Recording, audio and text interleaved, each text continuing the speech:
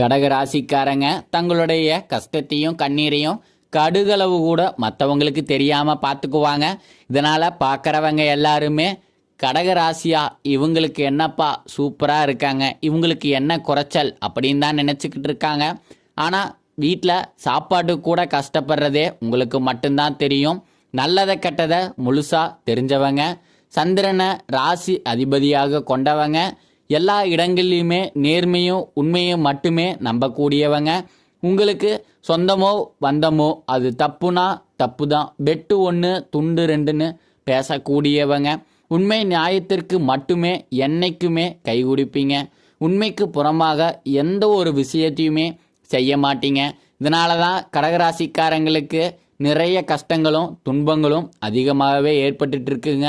புதுமையான சிந்தனைக்கு சொந்தக்காரங்க, பூ போல மனசு, கோபத்தை மறைச்சிட்டு சிரிப்பை மட்டுமே காட்டக்கூடியவங்க, எடுத்த காரியத்தை எப்படியாவது முடிச்சிடணும் அப்படிங்கிறதுக்காக கஷ்டப்பட்டு போராடக்கூடியவங்க, கஷ்ட காலத்தில் திரும்பி பார்க்க கூட ஆள் கிடையாது. ஏதோ தட்டு தடுமாறி எந்திரிச்சு நிற்கிறப்போ உங்களை குறை சொல்கிறதுக்குன்னே நிறைய பேர் தேடி வருவாங்க. உங்கள் சொந்தக்காரங்க நண்பனுக்கு ஒரு தேவை இருக்குதுன்னா மட்டும்தான் உங்ககிட்ட தேடி வருவாங்க. அந்த தேவை முடிஞ்ச உடனே உங்களை தூக்கி போட்டுருவாங்க.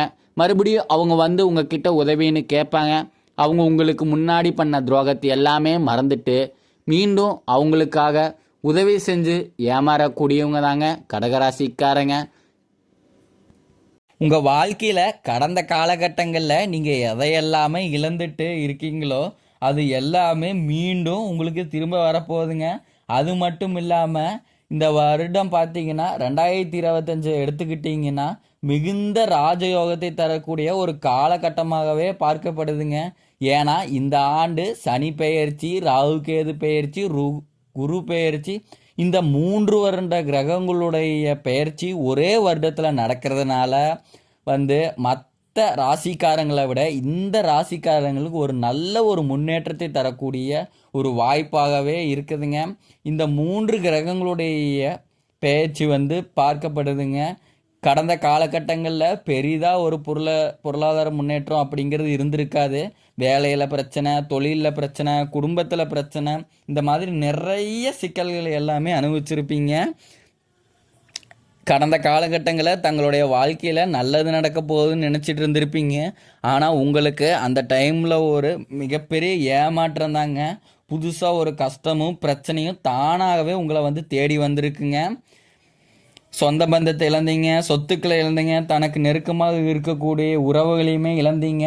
கடைசியாக நான் மட்டும்தான் எல்லாத்தையும் இழந்துட்டு நிற்கிறதா, எனக்கு உயிர் வாழவே பிடிக்கல அப்படின்னு சொல்லிட்டு இருக்கீங்க.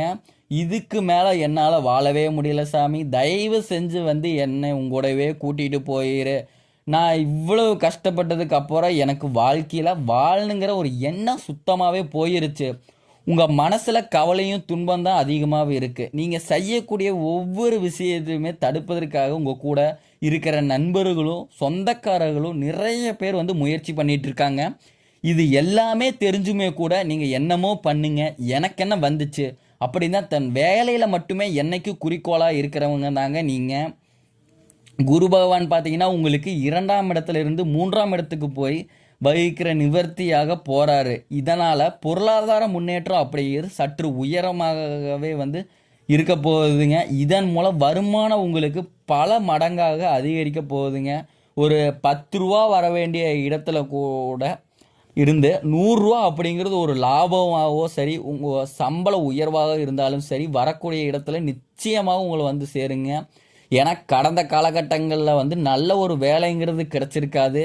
நீங்கள் படித்த படிப்புங்கிறது வேறையாக இருக்கும், நீங்கள் செய்யக்கூடிய வேலைங்கிறது ஒரு வேறையாக இருக்கும், சம்மந்தமே இருக்காது. என்னடா நம்ம வாழ்க்கை இப்படியே போயிருமா அப்படின்னு ஒரு நிறைய பேர் நினச்சிட்டு இருப்பீங்க. இனி வரக்கூடிய நாட்களில் உங்கள் தகுதிக்கேற்ப நல்ல ஒரு வேலைங்கிறது நிச்சயமாக கிடைக்க போகுதுங்க. அது அரசாங்க வேலையாக இருந்தாலும் சரி, இல்லை ஒரு ப்ரைவேட் ஜாப்போ, ஐடி ஜாப்போ, பேங்க் சைடோ, நீங்கள் எங்கே வேலைக்கு ட்ரை பண்ணாலும் உங்களுக்கு நிச்சயமாக நல்ல ஒரு வேலை அப்படிங்கிறது கண்டிப்பாக கிடைக்க போகுதுங்க. சனி பகவானுடைய பார்வை உங்களுக்கு நேரடியாக இருக்குது. இதனால் வருமானம் அப்படிங்கிறது பல வழிகளில் வருங்க. தொழிலில் லாபம் சற்று அதிகமாகவே கிடைக்கும்.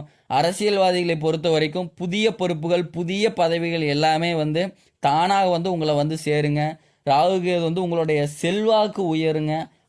உடல் ஆரோக்கியம் மேம்படுங்க, சங்கடங்கள் நீங்கும், மறைமுகமாக உங்கள் தொழில் வாழ்க்கையிலும் சரி இல்லற வாழ்க்கையிலும் சரி நிறைய நபர்கள் வந்து தொந்தரவு கொடுத்துட்டு இருந்திருப்பாங்க. இனி அவர்களுடைய தொந்தரவுங்கிறது வந்து இருக்காதுங்க.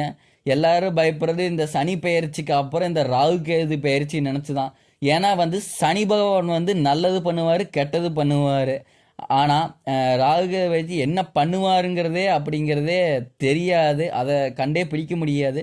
மிகப்பெரிய ஆபத்தையும் சிக்கலை வந்து கொண்டு வந்து விட்டுருவார். அப்படி நிறைய பேர் வந்து நினச்சிட்டு இருக்கீங்க. ஆனால் வரக்கூடிய நாட்களில் இவங்க 2 பேருமே சேர்ந்து உங்கள் வாழ்க்கையில் நல்ல ஒரு முன்னேற்றத்தை தரப்போகிறாங்க. நீங்களும் ஒரு கம்பெனியில் 7-8 வருஷமாக வேலை செஞ்சுருப்பீங்க. ஆசை ஆசையாக அந்த கம்பெனிக்கு இரவு பகல் பார்க்காம கூட வேலை செஞ்சுருப்பீங்க. சொந்த கம்பெனியாக நினச்சி உழைச்சிருப்பீங்க. ஆனால் உங்களுக்கு சரியான ஒரு அங்கீகாரம் அப்படிங்கிறது நீங்கள் வேலை செய்யக்கூடிய இடத்துல வந்து கிடைச்சிருக்காது. அதை நினச்சி ரொம்ப நீங்கள் வந்து மனவேதனைப்பட்டிருப்பீங்க. என்னடா நமக்கு அப்புறம் வந்த வேலைக்கு வந்தவனுக்கு எல்லாமே சலுகையும் கிடைக்குது, நம்மளும் இத்தனை வருஷமாக வேலைக்கு இருக்கிறோம், நமக்கு எந்த ஒரு சலுகையும் அங்கீகாரம் எதுவுமே கொடுக்க மாட்டேங்கிறாங்களே அப்படின்னு நிறைய பேர் வந்து ஃபீல் பண்ணிட்டு இருந்திருப்பீங்க. கண்டிப்பாக இனி வரக்கூடிய நாட்களில் பார்த்தீங்கன்னா எதிர்பார்த்த மாதிரி உங்களுக்கு பதவி உயர்வு, சம்பள உயர்வு, மேலே இருக்கக்கூடிய அதிகாரிகளுடைய ஆதரவு முதற்கொண்டு கிடைக்க போகுதுங்க. உங்கள் வார்த்தைக்கு உங்கள் மதிப்பு வந்து அதிகமாக இருக்க போகுதுங்க.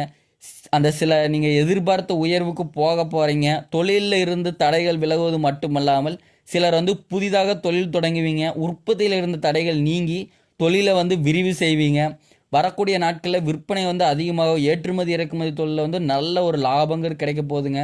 நீங்கள் செய்யக்கூடியது சின்ன தொழிலோ பெரிய தொழிலோ நல்ல ஒரு வளர்ச்சி அப்படிங்கிறது நிச்சயம் உங்களுக்கு ஏற்படுங்க.